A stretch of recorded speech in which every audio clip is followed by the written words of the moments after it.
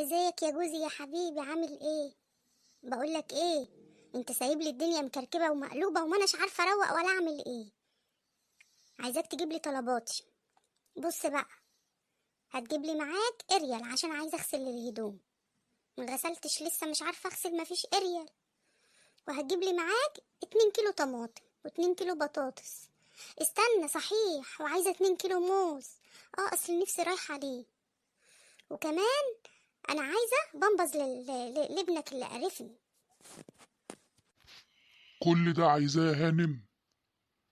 اعمل ايه بس؟ انا هشوف شغلي ولا هجيبلك طلباتك؟ ده انت مفيش حاجة الا لما عايزاها. ما تنزلي يا هانم تجيبي طلباتك، انت هتخسي ولا ايه؟ انزل اجيب طلباتي؟ ايه انزلي جيبي طلباتك دي؟ امال انا متجوزاك ليه؟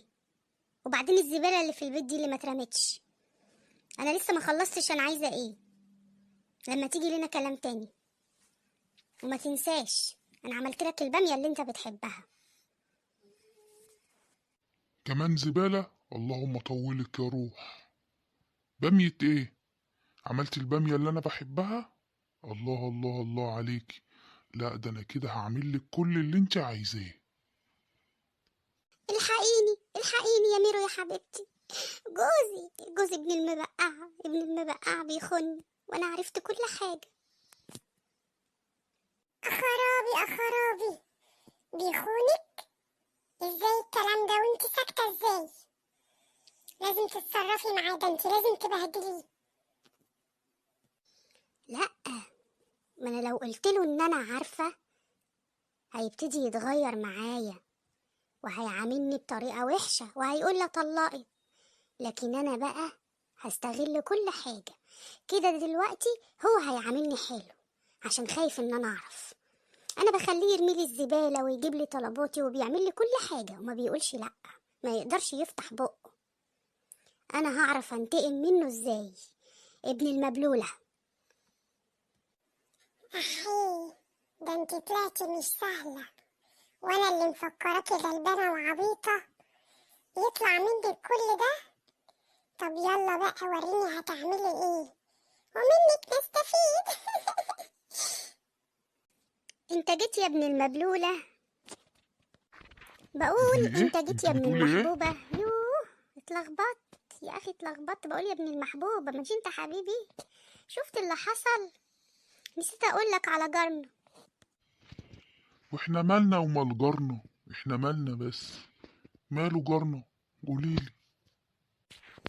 يا لهوي، جارنا يا جارنا بتقولي طلع الكلام ده بيخون ليه؟ مراته. والخيبه مين دي بقى؟ مراته حي، عرفت احسن تكون وقفشته. عرفت وبتلمح متخيل عليا. بقى؟